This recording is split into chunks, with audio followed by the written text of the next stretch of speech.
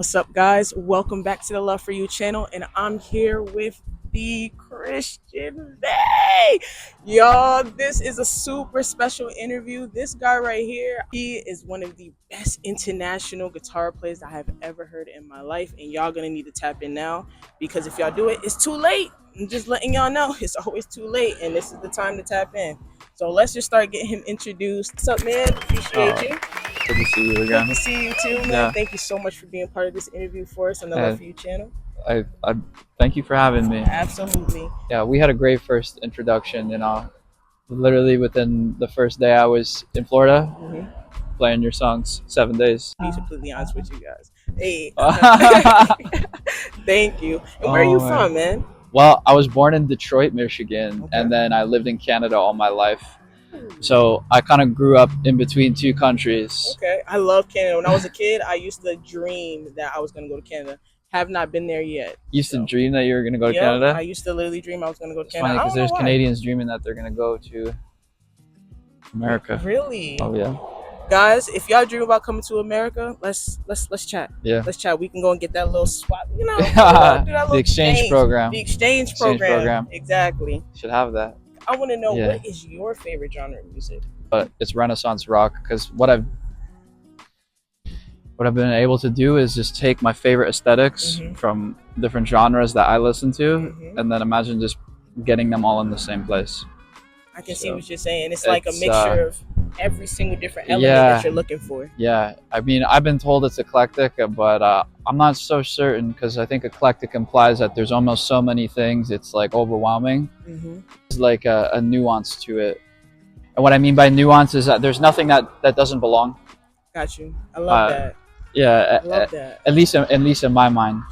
Sound that I'm chasing sonically, rock for the new age. Like it's got that rocker attitude, but just in a way that hasn't been presented before. It gives me like it's like when Beethoven makes a ballad or something, some type of symphony, but you're like changing it in a different way. You're putting all these different elements of music. I do hear rock, but it's like you're creating your own element to me. So. It's funny you bring up classical music because that's definitely a huge influence on my compositions or pieces. Yeah, it's amazing. Like right down to sampling straight up orchestras, like and dropping it into tracks. Like I love doing that.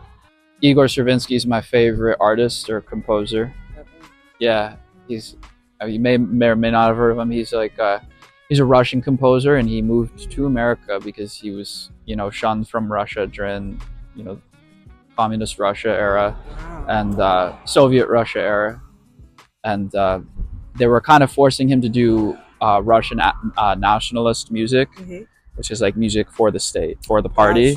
And he's like, no, I'm gonna do music for Stravinsky. And what you hear in his writing, he's just got like, the Russians just have this way of, they get down into the feels, but like no one you've ever, even the writers like Dostoevsky, especially for string arranging, even brass.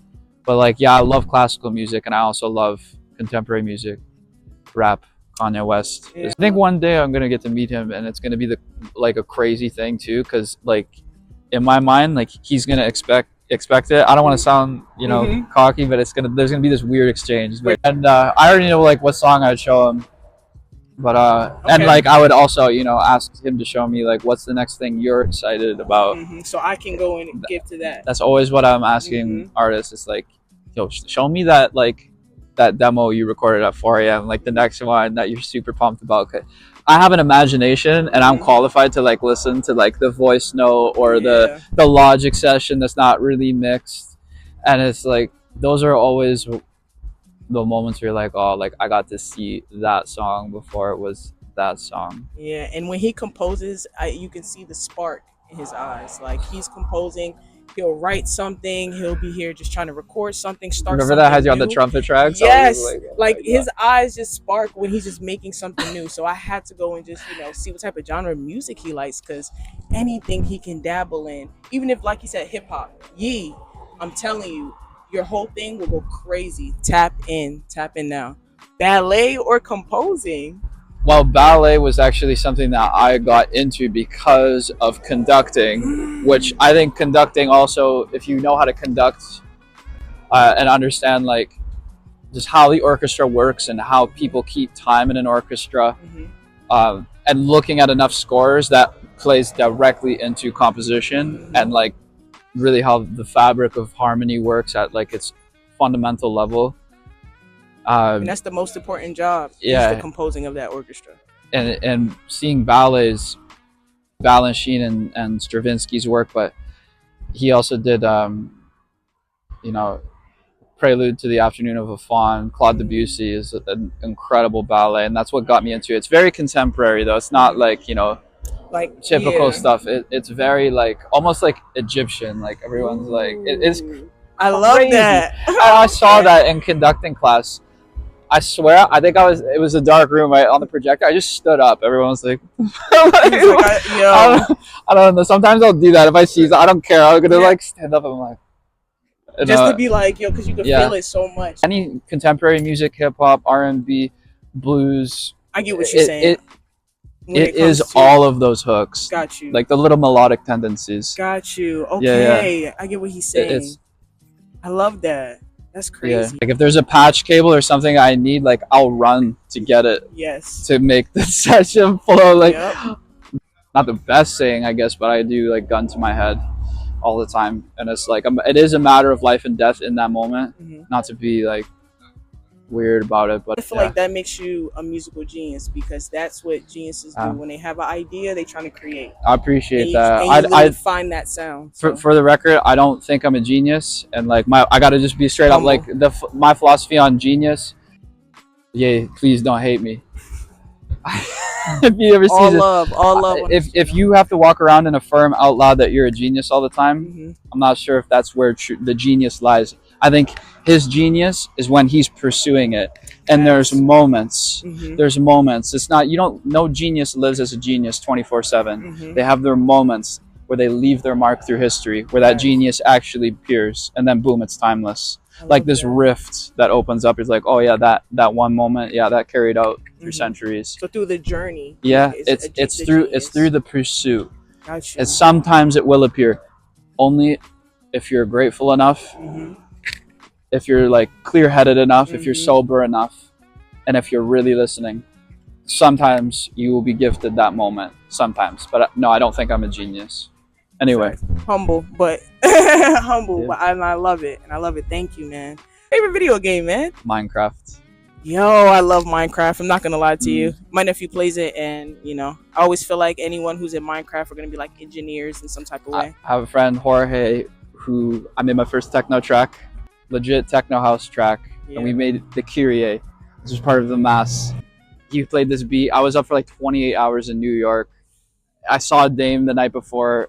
I had a gig, went to his apartment. He plays this beat, and I started like harmonizing over it, and we just start stacking the vocals, and we end up with just the craziest thing. There's like an 8-string heavy guitar. At one point. He like layered like a gunshot, a gong, this 8-string guitar. It was crazy. Sounds like a full orchestra. It was what I can't wait for this track to come out, and he has a Minecraft server. Because we love Minecraft. One of those games where I can just kind of turn my brain off, but not really. Like I said, he's sitting here working and building out in the real world, and he goes to the digital world and builds. I love Minecraft. Love to be a creator, and I see that you're into the games. When you go on and fighting for that controller, is it player 1 or player 2? Ready, set, go!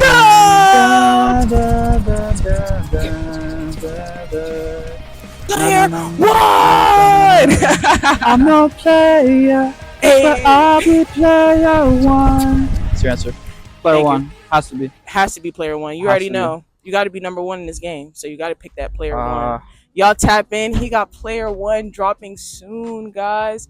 Like I said, get the video, stream the song, and y'all keep tapping into Christian Vegh, greatest international guitar players out here right now. So I appreciate you guys going and tuning in. And I'm Buku Love. This is Love For You channel, and I appreciate you, man. Thank you so much. We're about to rock out tonight. Kill it. Last show of the Florida tour, like the Blue Rock tour. Yep. So we're gonna have a good show tonight. Absolutely. Appreciate you, man. Thank you. Yo. All right. Peace. And like I said, love you guys, and we'll see y'all later on the Love For You channel. Bye.